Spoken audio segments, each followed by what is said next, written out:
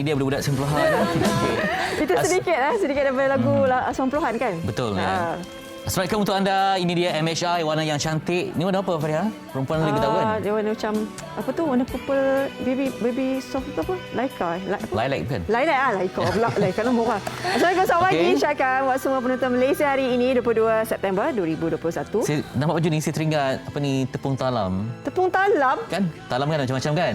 Warna tu lah. Macam-macam lah. Coklat punya. Okey, hari ini kita nak mengibas kembali lagu-lagu 90-an yang begitu merdu dan banyak kenangan. Dan apa lagu 90-an yang paling Faria sukalah? Mungkin ada kenangan yang begitu suka dilupakan? 90-an. 90-an. Yang tadi mula-mula lagu tadi tu. Di sana hanyalah. Itu 90-an. Okey. Tapi saya rasa dari lagu era 90-an, era 80-an itu pastinya masih lagi kita menjadi pilihan kita sebab kita membesar dengan lagu-lagu macam tu. Kadang-kadang orang yang baru lahir pun dari tahun 90-an, 2000 dan sebagainya, mereka masih juga meminati lagu-lagu yang lama seperti itu. Ya, kerana elemen Melayunya sangat kuat dan saya pun dah sekarang ni di radio kan muzik sepanjang zaman.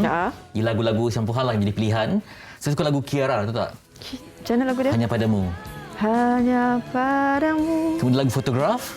Lagu apa? Ke Pintu Kasihmu. Macam mana? Jernih berki. Itu nyanyi ke saja? Dia saja ya. Okey, lagu Patah Siap Malam mesti tahu. Macam mana? Ku Cari Cahaya. Ya? Ku Cari Cahaya. Ku cari cahaya. Betul lah. Cari cahaya. Itu dia Penerbit penyanyi lagu tu memang sedih. Okey. Tapi lagu 80-an ni dia tricky juga tau sebab masa tu kau tengok kumpulan pada 80-an tak banyak. Saya ingat kumpulan rock pertama 80-an tu SYJ. SYJ tu kumpulan betul-betul 80-an. Lepas tu Search, Wings, Gersang tu. Tapi kan kalau ikut lagu 80-an ni banyak lagu yang nama perempuan tapi bukannya tentang perempuan. Sebenarnya tentang ketuhanan. Contohnya macam Sufi, Nafisah, Misteri Mimpi Syakila, bukan tentang perempuan. Tapi sebenarnya adalah tentang ketuhanan. Wow. Baik, nanti kita akan kongsikan kepada kalian lah antara kumpulan tahun 80-an yang menjadi orang cakap kegilaan wanita ketika itu. Antaranya saya pun masa baru lagi dah. Kan dulu kita ada buku fotograf, kan buku-buku tepek-tepek, poster URTV itu tampal-tampal. Itu antaranya. Nanti kita akan berkenalan dengan siapakah yang akan kita bawakan di MHI. Tapi apapun, kita nak mulakan perkongsian yang sangat berguna berkenaan dengan ini program imunisasi COVID-19 kebangsaan untuk remaja. Anak-anak berusia 12 hingga 17 tahun telah pun bermula semalam dan setakat semalam sahaja telah mencatatkan lebih daripada 300,000 yang telah mendapatkan dos yang pertama. Itu dia. Sebab kita pun nak masuk ke satu era endemik yang memerlukan kepada persabaran ibu bapa untuk membantu anak-anak mereka sebab ada yang terikat dengan peperiksaan yang besar, SPM. Jadi amat penting untuk datang ke dewan peperiksaan. Tapi bayangkan kalau misalnya kerajaan tetapkan polisi yang tak ada vaksinasi tak boleh masuk ke dewan peperiksaan sebab mereka kan pada umur yang agak rapuh begitu, perlukan perlindungan. Jadi macam mana kalau itu kan kita bincangkan nanti. Bagaimana kalau ibu bapa menolak untuk anak mereka divaksin? Sebab usia 12 hingga 17 tahun ini pastinya memerlukan kebenaran daripada pihak penjaga dan juga ibu bapa. Jadi sekarang ini bila kita cakap PICK berkenaan dengan remaja ini membabitkan peranan penting ibu bapa dan juga pihak sekolah sendiri. Sebab sekarang ini kan sekolah akan mendaftarkan sekolah mereka kan. Berapa ramai yang akan mendapatkan dos pertama ini. Ini kita bawakan nanti. Ada juga ibu bapa yang masih lagi dia bukan tidak bersetuju tetapi memikirkan alamak ragu-ragu dan sebagainya. Nanti kita akan bawakan itu dia. Kalau ada sebarang soalan nanti boleh hubungi kami dengan 0377261603 ataupun nanti betul nombor ya. Okey.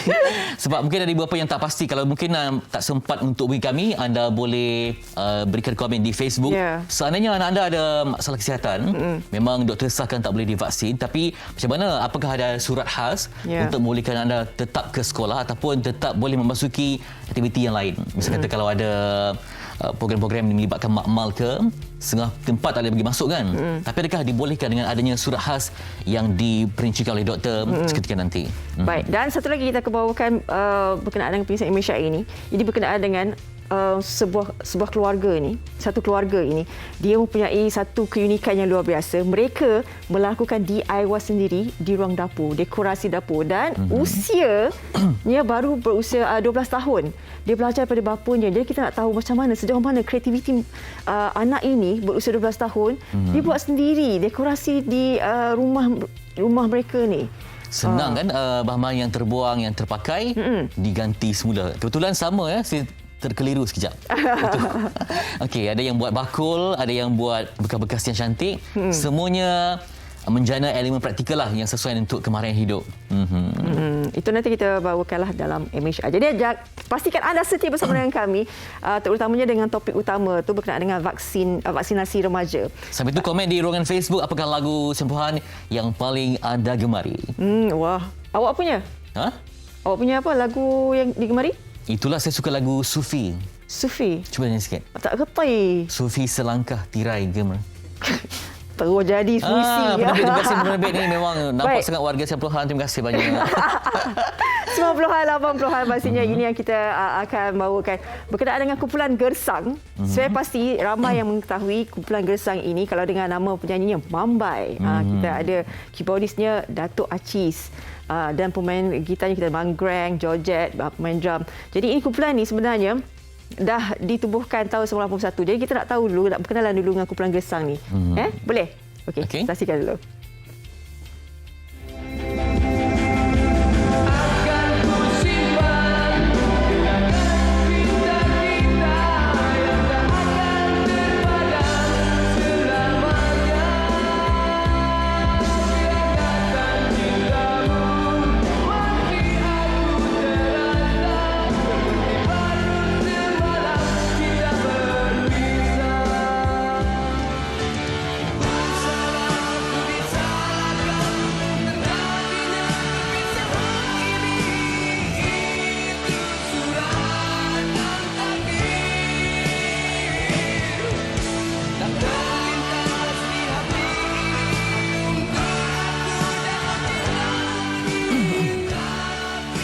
Itu dia lagu yang malas segar dan vokalisnya pun memang diminati, lagu-lagunya damai. Sampailah sekarang pun lagu seperti bukanlah tahun 10 sangat. Selebrasi solo dengan lagu Kak Ilhamku pun memang jadi legenda. Jadi kita nak bersama dengan Mambai secara maya di MHI. Assalamualaikum. Waalaikumsalam. Selamat pagi. Itu dia, tetap dengan imej sama ya, ceria. Ya. Okey, senang dikenali dengan rambut yang suci bersih. Dulu. Sekarang dah. Okey. Sekarang dah gersang. Jangan Gersang ya gitu. Baik, nama Gersang ni memang hebatlah ya. Lagu meletup di corong radio pada 90-an. Bagaimana boleh bermula dengan yalah, ketika ramai memberi nama Inggeris, tapi nama Gersang diangkat dalam kumpulan itu. Mungkin ada sejarahnya sendiri, mungkin dapat diceritakan ya. Sebab dulu ada masa di Johor Bahru, dulu ada satu kumpulan nama Gersang, tapi dianggotai oleh arwah Samad Samad left-handed dulu. Jadi dia orang tak sambungkan legasi itu. Jadi saya, Kid dengan Mangrang teruskanlah legasi kumpulan tu. Ya. Dan terus popular lah sampai sekarang. Alhamdulillah.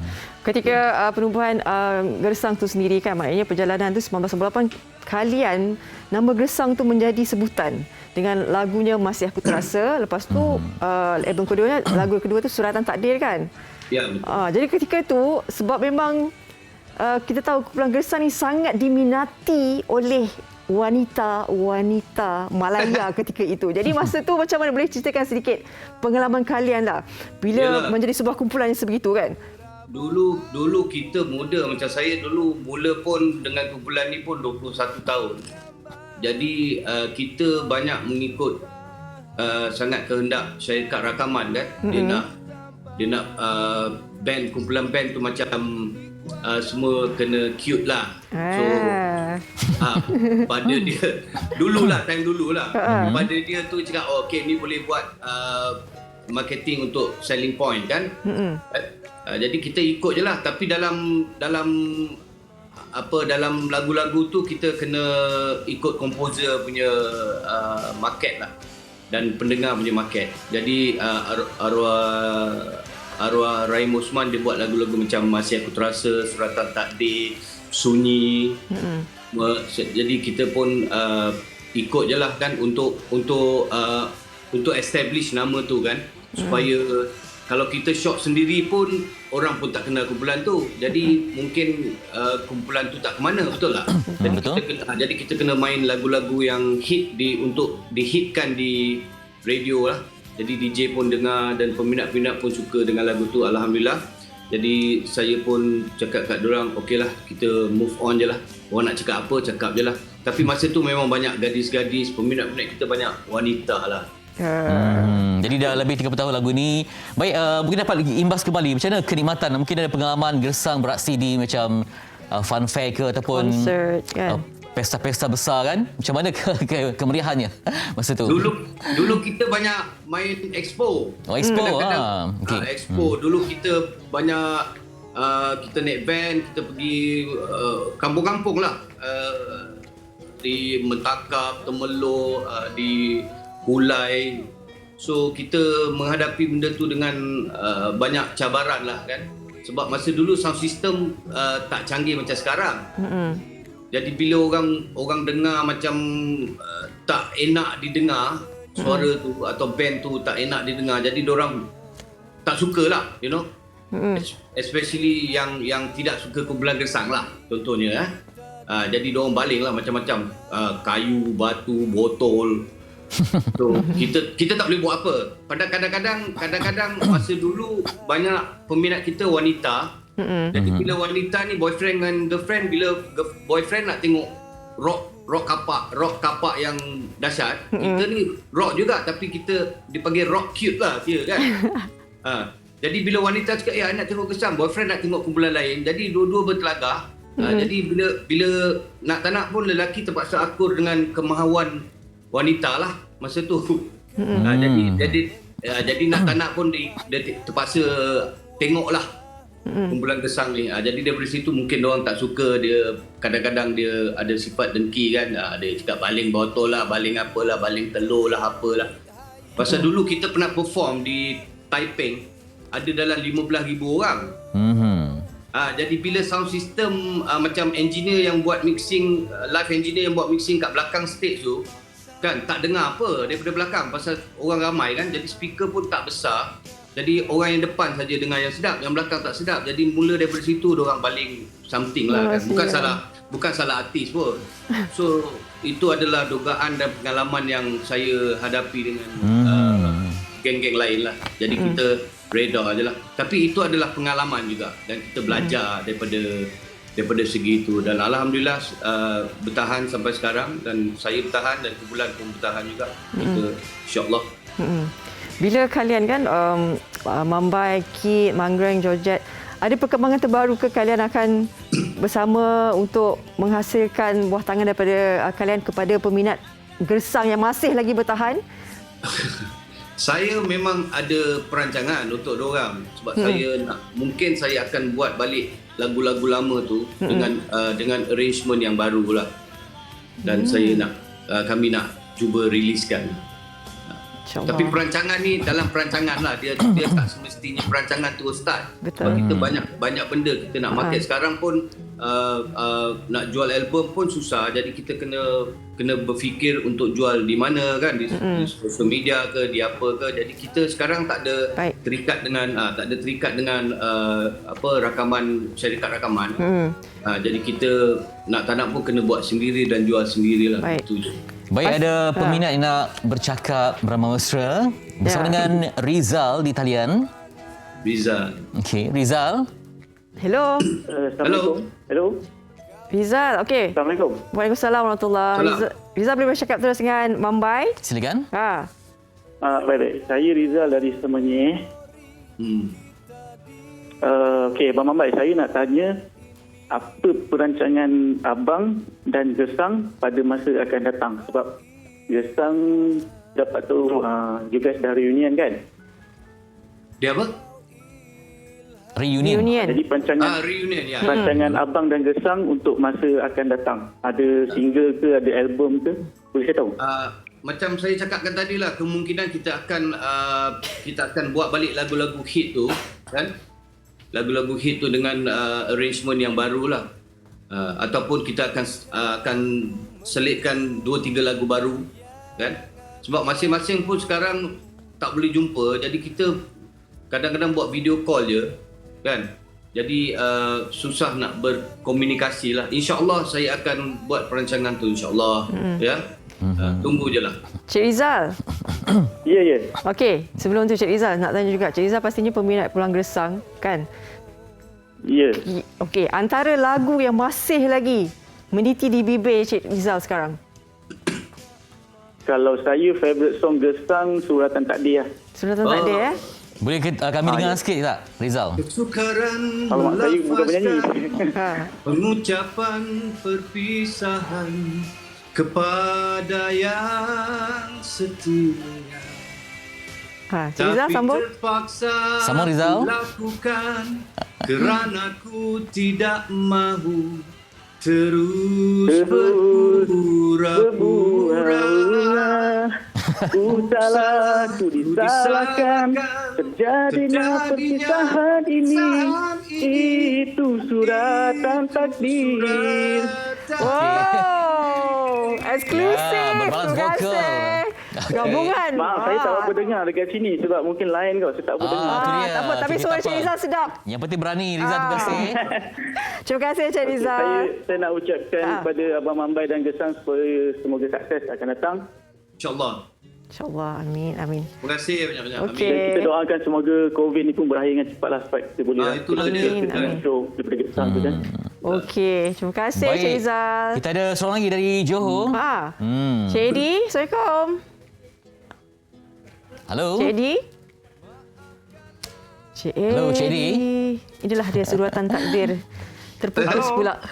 Ya, okey ada. Ada, okey. Assalamualaikum. Waalaikumsalam warahmatullahi Assalamualaikum. Alhamdulillah. Saya nak bercakap dengan Abang Mambai lah. Ini okey. zaman-zaman kita zaman membesar dengan lagu-lagu kumpulan Gersang ni. Okey, silakan. Assalamualaikum Mambai. Waalaikumsalam warahmatullahi. Alhamdulillah. Sihat Mambai Sihat, macam ni lah. Terpurung. Okey, ini satu. Cik Edi. Ini mengenai yang dulu ada satu jadi ikutan budak-budak zaman-zaman dulu tu, ikutan dia itu di Gelang Mambai. Orang panggil Gelang Mambai. Gelang. Dulu. Ada kan? Ada. Jadi saya pun salah seorang pengikutnya. Eko kat belakang. Benda dah lama kan, tak tahu kat mana dah. Itu ada. Dulu ada Eko lah, jadi itu. Jadi ikutan lah. Itu memang trend lah untuk kita. Ya, betul-betul. Itu trend tu. Zaman-zaman tu. Cik Edi dulu ada ekor ke Cik Edi? Ya? Dulu ada ekor ke? Eko tak ada. Eko pasal Eko dulu dan nanti pasang Eko bapak rembat nanti. Okey. Apa ni, Cik Edi macam pandai menyanyi je tengok suara tu. Boleh lah nyanyi kalau kata orang karaoke. Okey, sikit. Boleh lah Cik Edi, sikit nyanyi, Lagu okey, Gersang. Okey. Gersang. Okey, kita sikit je lah mana yang saya ingat lah. Ini Boleh. dah berpuluh tahun kan. Okey. Okey, kesukaran ku lafazkan kenikmatan. Itu saya dah lupa lah. Kenikmatan okey. Okey Cik Edi. Itu lebih kurang Okey, 50-50. good try. Okey, terima kasih Cik Edi. Ya, sama-sama. Assalamualaikum. Waalaikumsalam. Okey. Baik, nama Mambai ni, Kak Ilhamku memang memukau sepanjang sampai hari ini. Dan juga kalau lagu tentang Ramadan pun masih lagi melekat. Macam mana Mambai memberikan magis kepada lagu tu? Nyanyian yang sampai ke jiwa. Ya, lagu macam lagu sebab saya dulu Kau Ilhamku tu saya nyanyi pada tahun, buat album tu pada tahun 1995. Jadi baru rilis 1997. Masa tu orang tak perasan itu adalah sebuah lagu. Jadi pada saya cakap tak apalah, insya-Allah Allah akan tolong dan jadi kita benda tu. So benda tu hit. Saya pun tak expect tak menjangkakan yang benda tu akan hit sampai sekarang. Saya ingat dah 20 tahun ni masuk 26 tahun lah. Okey. Lagu tu. Jadi saya nyanyi dengan keikhlasan, dengan saya cakap dalam diri saya nyanyi baca hafal lirik dia, menghayati lirik dia. Pasal lirik dia tu sedap kan. Lagu tu dibuat oleh Asbin Mudin. Cuma the music arrangement tu saya buat lah dengan Pacai. Baik. Kan? Jadi saya upkan tempo dia, down, up, down. Sebab orang kadang-kadang dalam kereta dong suka dengar lagu-lagu, dong tak suka dengar lagu tenang-tenang kan. dong suka dengar lagu santai, dong tak suka dengar. Baik, Mambai, terima kasih banyak-banyak atas perkongsian ini. Kita doakan moga sejahtera selalunya, dapat berkarya terus bersama dengan Pulang Gersang. Pastinya peminat-peminat menantikan. Ya. Dan ramai tadi menunjukkan bahawa Man Bai masih lagi menjadi kau ilhamku untuk semua. Baik. Terima kasih. Baik. Okey. Terima kasih sekali lagi. Sampaikan salam pada sahabat-sahabat lain di Pulang Gersang ya. Ya, insya-Allah. Okey. Salam semua ya. Jaga diri, Jaga diri. Okey, itu dia. Assalamualaikum. Assalamualaikum. Ya, bersama dengan Man Bai, saya pun teringin nak undang lebih ramai. Vokalis sempuhan memang hebat. Kita nanti mungkin bagi ke kan. Mungkin ke dalam mimpi. Nanti banyak lagi. Baik, kita nak berehat seketika. Sekembalinya nanti, pastikan anda bersama dengan MHI. Kita nak bincangkan berkenaan dengan vaksinasi remaja ini. Semuanya selepas ini.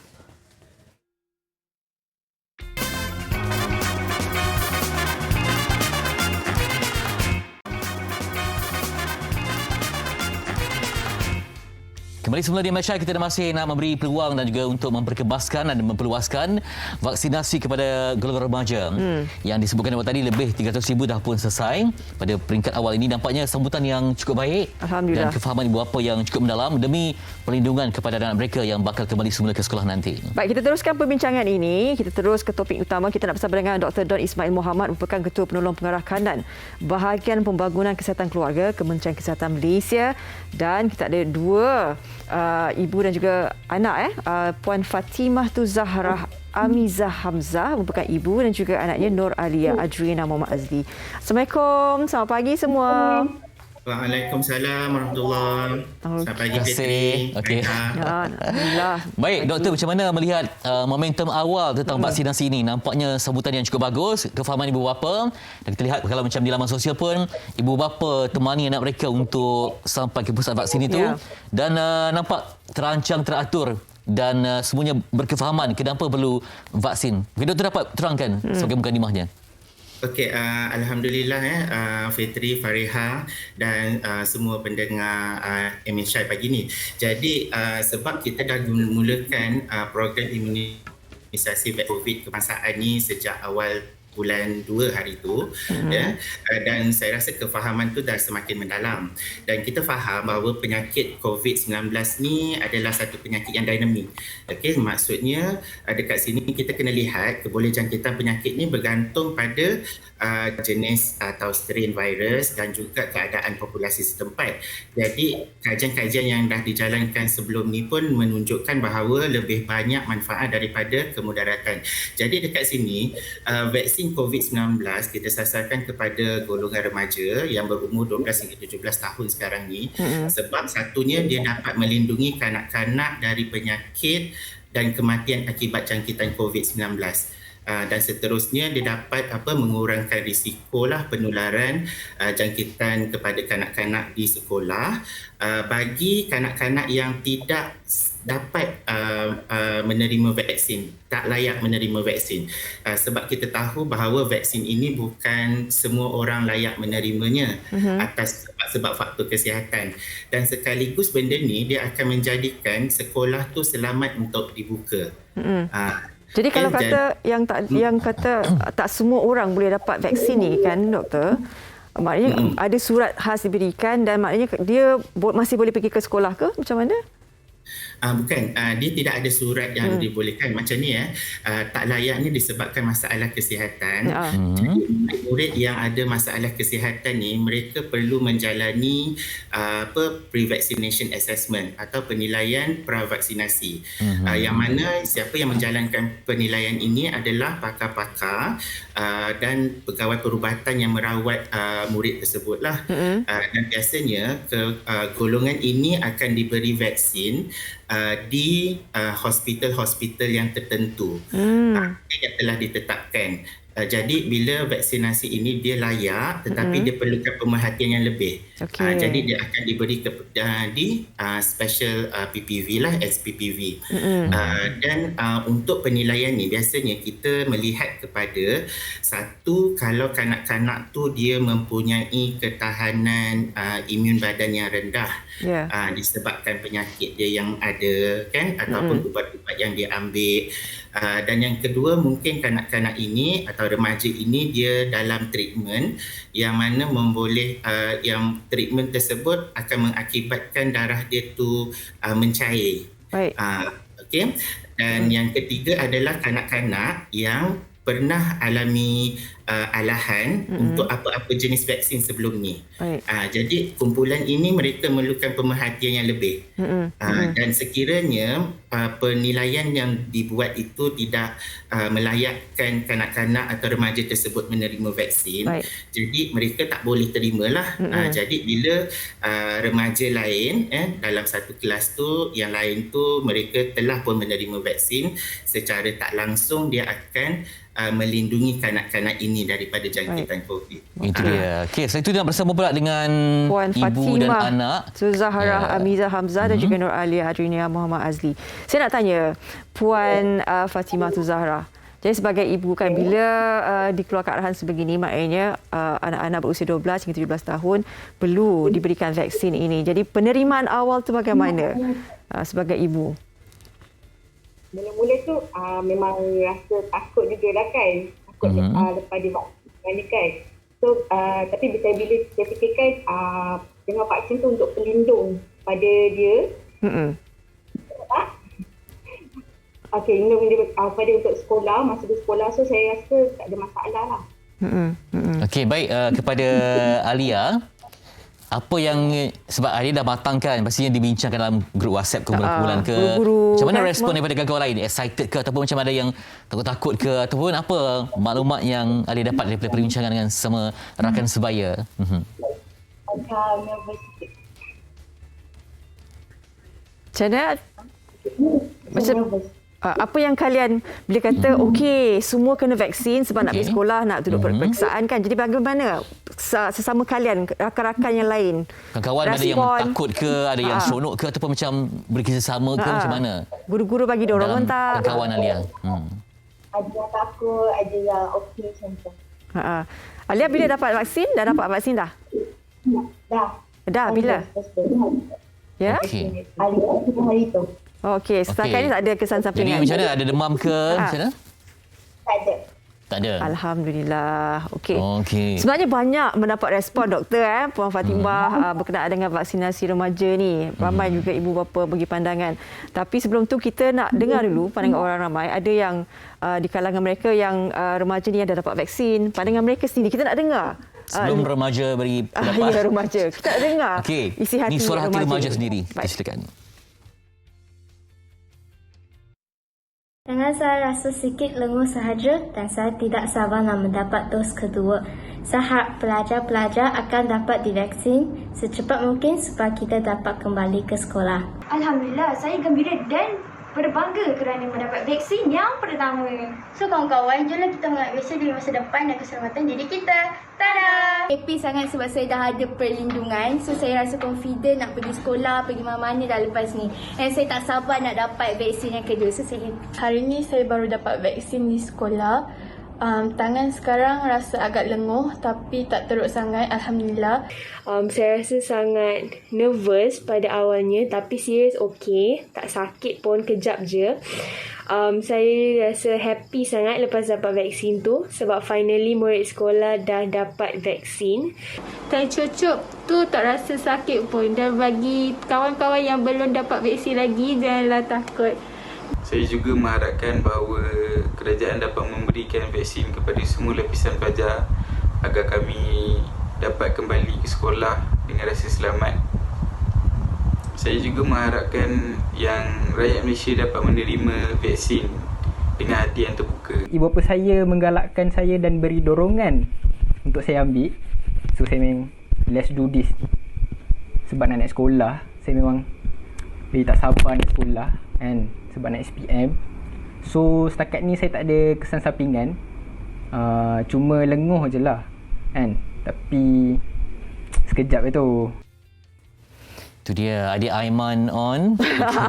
Okey, itu sebahagian daripada remaja dan juga rakan-rakan yang lain lah. Mereka dah menerima dos yang pertama. Jadi setakat ni alhamdulillah. Doktor, saya nak tanya, bila mendengar ini sebahagian daripada mereka yang telah pun mendapatkan dos yang pertama. Jadi bagi mereka ataupun ibu bapa yang masih lagi ragu-ragu dan sebagainya, apakah sebenarnya persediaan mental dan juga ibu bapa boleh lakukanlah persediaan mental ibu bapa juga anak yang harus mereka gabungkan untuk merealisasikan vaksinasi remaja ini. Sebab ini penting peranan ibu bapa dan juga peranan sekolah juga. Betul, Doktor? Betul. Okey, saya faham sebab sekarang macam remaja dekat rumah, anak-anak dekat rumah kan, kita dah tak sabar-sabar nak naik sekolah, dah lama sangat duduk dekat rumah kan. Jadi yang pertama sekali, ibu bapa, saya sarankan dapatkan informasi yang terkini, yang sahih, yang betul-betul kita boleh percaya. Okey. Dan informasi yang perlu adalah berkenaan dengan vaksin dan juga tentang liputan vaksin yang diperlukan. Sebab apa? Kalau kita lihat vaksin ni untuk dia berkesan kepada badan, dia bukan sekali cucuk dah boleh terus berkesan. Okey. Vaksin ni akan menunjukkan keberkesanan melalui peningkatan antibodi dalam badan mulai hari ke-12 selepas dos pertama diberikan. Jadi pembentukan antibodi akan meningkat secara mendadaklah selepas suntikan dos kedua. Jadi bagi yang masih ragu-ragu nak teruskan atau tidak vaksin ini, anda kena faham bahawa perlindungan secara optimal tu berlaku selepas kita dapat dos kedua. Okey. Dan lengkap dos kedua tu bermaksud dalam semasa 2 minggu selepas dos kedua. Jadi ibu bapa jangan risau. Okey, adik-adik yang dah cakap tadi pun saya rasa anda gembira menerima vaksin sebagai langkah kita untuk melindungi diri sendiri. So dekat sini ibu bapa kena pastikan bahawa anak-anak ini daftar di dalam MySejahtera. Okey, sebagai persediaan anda dah daftarkan anak dalam MySejahtera, sama ada MySejahtera anak ataupun MySejahtera ibu bapa atau penjaga sebagai tanggungan. Kenapa? Sebab ini adalah untuk kita generate digital vaccination certificate tu. Dan kemaskini segala maklumat ya. Jadi kita harapkan semoga dengan adanya bertambahan remaja yang divaksin ini, bertambahlah perjuangan kita untuk mencapai imuniti kelompok bagi mencipta satu suasana yang selamat untuk semua. Sebelum tu Puan Zara, saya nak tanya juga sebagai ibu yang telah memberikan kebenaran untuk anda mendapatkan vaksin ini. Mungkin Puan Zara boleh bagi tahu kepada ibu bapa yang lain, ini mungkin antara yang perlu pengorbanan yang perlu dilakukan untuk demi masa depan anak-anak. Saya menyarankan kepada ibu bapa yang lain yang boleh anak vaksin, saya sarankan supaya ini dia cara untuk kita nak pastikan keselamatan anak kita di sekolah nanti kan. So saya galakkanlah vaksin, lagi pun anak saya cakap tak sakit. Okay.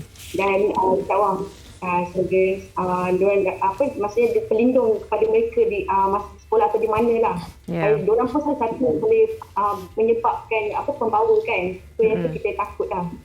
Okey, baik. Terima kasih untuk semuanya berkongsi idea dan kesedaran untuk kita semua, kepada Puan Fatimah Zahra, kepada Alia dan juga Dr. Don Ismail Muhammad. Baik. Dan kita mengharapkanlah pastinya yang lebih penting ibu bapa sekarang ni dan juga pihak sekolah memberikan informasi yang tepat dan telus, kerana kalau semalam saya buat polls dekat Instagram, ada juga yang masih ragu-ragu, setuju dan ragu-ragu. Dia bukan tidak bersetuju tapi ragu-ragu, masih lagi ada. Kami berkata tunggu dulu. Ada yang kata tengok dululah macam mana, sebab ialah pastinya itu membaikkan anak mereka kan. Baik, itu berkenaan dengan vaksinasi remaja. Sebab kita ada sedikit perkongsian wara-wara. Okey, untuk anda yang nak menang wang tunai berjumlah RM25,000 dan juga dana niaga bernilai RM100,000 RM75,000 itu promosi iklan di radio sertai program usahawan Buletin FM, dan anda hanya perlu layari buletinfm.audio. Sebelum 4 Oktober nanti ada hadiah menarik untuk anda. Apa-apa juga idea lah, nak kembangkan idea, nak mulakan idea, nak jual apam ke, nak jual shell out ke, semua boleh. Yang penting idea yang geliga untuk kami tapis sebelum 4 Oktober nanti untuk usahawan Buletin FM. Baik, kita nak berehat seketika. Sekembalinya banyak lagi yang kita ingin kongsikan, antaranya berkenaan dengan ini, perkhidmatan jual beli kereta Kasam ni. Pastinya ada tawaran istimewa nak diberikan. Kasam. Ada. Ada duit sikit. Semua sini. Okey.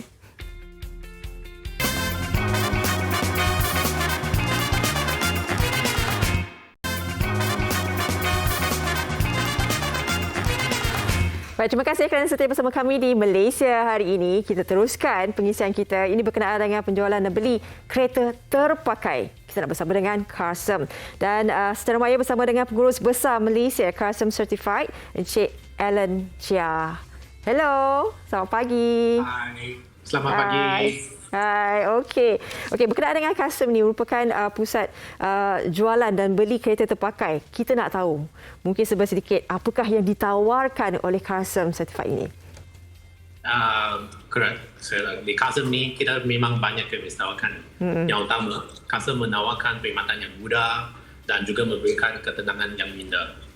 Kita ada dua servis. Satu, bila jual kereta di Karsem, kita ada pemeriksaan profesional yang percuma, dipercayai. Semua kertas kerja diuruskan oleh Karsem sepenuhnya. Selain itu, anda boleh jual kereta dalam masa 24 jam dan dapatkan wang anda dalam masa 1 jam. Yang kedua servis, you boleh beli kereta di Karsem. Kita ada banyak pilihan kereta terpakai yang berkualiti, dan semua kereta Karsem Certified dilengkapi janji Karsem, juga dikenal sebagai Karsem Promise. Semua kereta kita lulus pemeriksaan 175 titik yang terperinci dan bebas dari sebarang kerosakan serius akibat kemalangan, kebakaran dan banjir. Selain itu, kita juga menawarkan waranti 1 tahun. Yang paling best, kita ada jaminan pulangan wang 5 hari. Dan semua harga kita tetap tanpa bayaran tersembunyi. Baik. Okey, Cik Alan, biasanya kan kalau misalnya kita nak beli kereta terpakai ni, mesti ada. Kadang-kadang kita rasa macam mana dengan kualiti dia kan? Mutu sesebuah kereta yang terpakai nak beli tu. Jadi kita nak tahu, bagi pihak Karsem sendiri, apakah jaminan yang diberikan kepada pembeli? Yang paling utama, kita nak jaminkan perkhidmatan yang perlu. Maklumat yang diberikan dalam talian semua adalah lengkap dan perlu juga. So, you boleh nampak kita ada video dan gambar 360 darjah. Kita akan memberi satu laporan pemeriksaan yang lengkap. So, you tahu ke mana dia denting lah, apa-apa kerosakan kita akan dalam pemeriksaan itu. Harga yang dipaparkan adalah juga tetap. Tiada harga tersembunyi langsung. Tambahan pula dalam keadaan pandemik ini, untuk menjaga jarak fizikal dan keselamatan, pelanggan-pelanggan Karsem juga boleh melihat kereta melalui video. Itu video tour, itu kita panggil video tour. Kereta juga boleh dihantar ke lokasi anda untuk ambil uji. Lagi satu produk kita yang bagus, pandu milik atau telefon dari Karsem. Pelanggan boleh pandu milik kereta, dan sekiranya mereka menukar fikiran tak mahu kereta tu, mereka boleh kembalikan kereta tersebut dalam tempoh 5 hari, iaitu 5 day money back guarantee lah. Kami juga akan memulangkan wang sepenuhnya tanpa sebarang soalan. Selain itu, kereta yang dibeli juga akan dihantar terus sampai ke rumah anda jika diminta. Bila dah dengar semua ni, Cik Alan, banyak ni keistimewaan Karsem ni, tapi kenapa mesti nak bagi tahu orang ni, pilihlah Karsem ni untuk kalau nak beli kereta terpakai?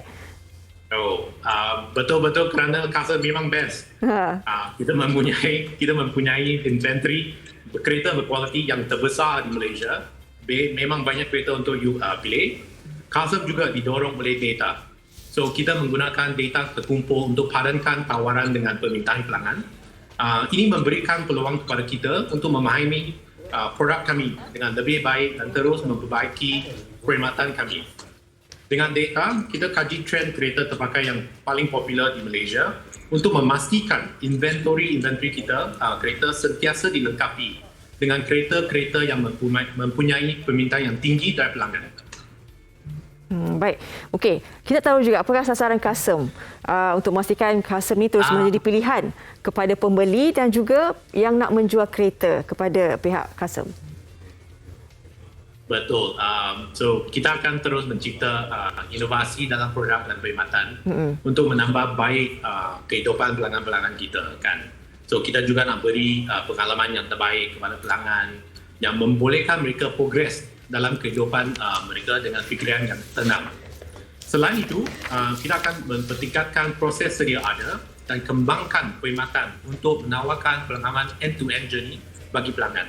Sebagai contoh, sekarang kita ada perkhidmatan kewangan, insurans bagi pelbagai customer kita.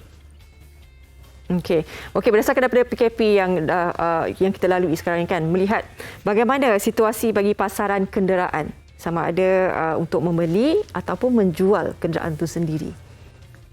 Sekarang kita tak boleh nampak trend lah, semakin positif. Trend jual beli kereta semakin meningkat. So ada banyak faktor yang menyumbang kepada trend ini. Sekarang kereta pensendirian kan lebih digemari sekarang untuk mengurangkan risiko terdedah kepada virus COVID-19 ini kan berbanding dengan pengangkutan awam. Di samping itu, sekarang pengeluar kereta baru pula ada yang terpaksa berhentikan operasi semasa PKP. Termasuk masalah kekurangan chip semikonduktor global yang menyebabkan pengeluaran kereta baru terjejas. So lagi, pembeli yang memerlukan kereta dengan segera akan lebih cenderung untuk beli kereta terpakai. Kerana memang kita tahu inventory tidak terjejas oleh kelewatan kilang-kilang pengeluar kereta di seluruh dunia. Kereta terpakai juga mempunyai purata harga jualan yang rendah. Ini akan menarik perhatian mereka yang ada kekangan dari segi bajet dan dibandingkan dengan kereta baru, kereta terpakai juga lebih berbaloi. Baik, terima kasih Cik Alan Chia di atas perkongsian ini. InsyaAllah nanti ramai-ramai pergi melihat sendiri kasem.my. Di situ banyak pilihan katanya. Ini antara yang dikongsikan. Jadi mungkin kita boleh saksikan dulu sedikit. Kita dah saksikan sedikit tadi visualnya. Jadi apapun diharapkan kalian boleh mendapat informasi, maklumat yang lebih telus untuk mengetahui lebih lanjut berkaitan dengan Kasem. Apapun kita berehat dulu. Kita jumpa selepas ini dalam Indonesia.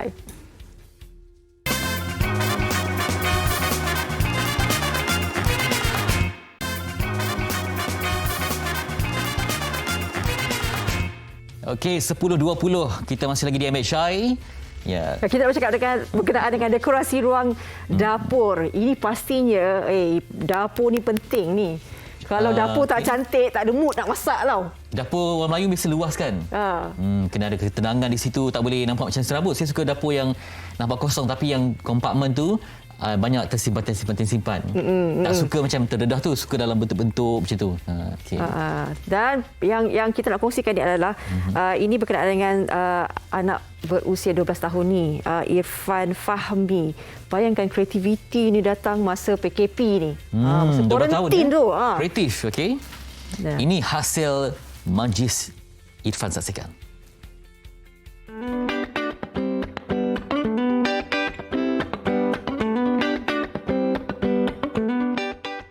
Kerja-kerja pertukangan atau pembinaan lazimnya cukup sinonim dengan golongan dewasa.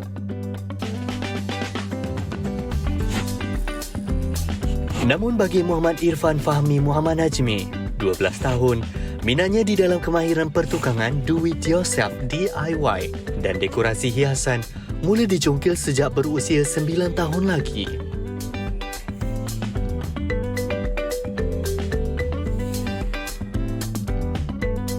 Dalam segmen dekorasi minggu ini, Irfan berkongsi ruang dapur yang diubah suai sendiri bersama bapanya, Muhammad Najmi Baharin.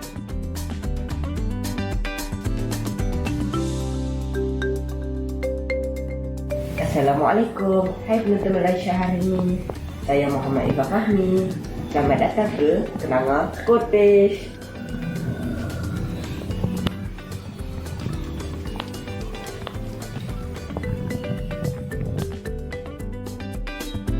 Pembaharuan dapur basah yang terletak di ruang terbuka bahagian belakang rumah bermula sejak tempoh Perintah Kawalan Pergerakan PKP tahun lalu. Inilah ruang dapur terbuka rumah kami. Ini meja island. Meja island ni kami buat maya kami. Meja ni berfungsi sebagai menjadikan makanan atau meletak bahan makanan. Kat sini lah mak saya selalu masak. Mak saya masak sedap. Selain daripada meja menghidang makanan, rak untuk menyimpan rempah ratus juga antara hasil pertukangan Irfan. Istimewa buat ibunya, Naimah Madludin. Nak tahu tak, kat rumah kami ada satu rak istimewa. Inilah rak rempah. Confirm tak ada kat tempat lain. Sebab ni kami buat sendiri. Balam ni boleh diputar.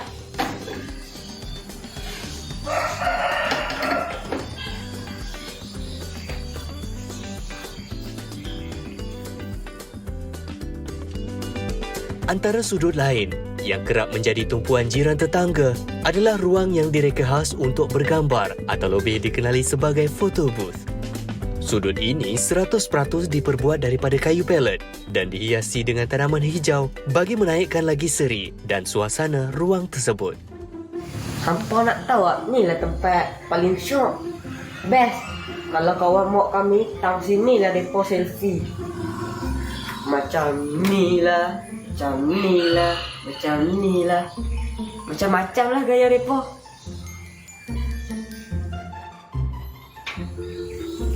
Inilah projek baru kami. Kami nak adakan greenhouse ini kat ibu kami sebab ibu kami suka bercucuk tanam. Mungkin siap dalam 1 minggu lagi.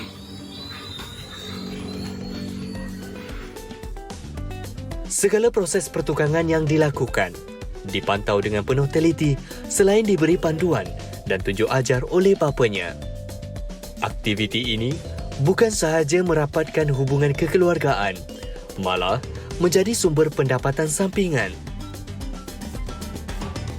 Irfan turut menjual hasil pertukangan dengan harga serendah RM25 untuk sebuah rak bunga hingga RM250 bagi sebuah rak buku. Dia yang bercita-cita untuk menjadi seorang arkitek membuktikan usia muda bukanlah halangan untuk melakukan perkara yang diminati.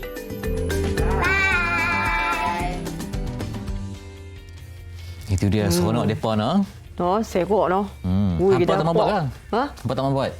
Kalau ada rumah besar macam tu boleh buat dah. Kalau ni rumah kecil lah. Tak nak apa, set langkah, satu langkah sampai dapat lah.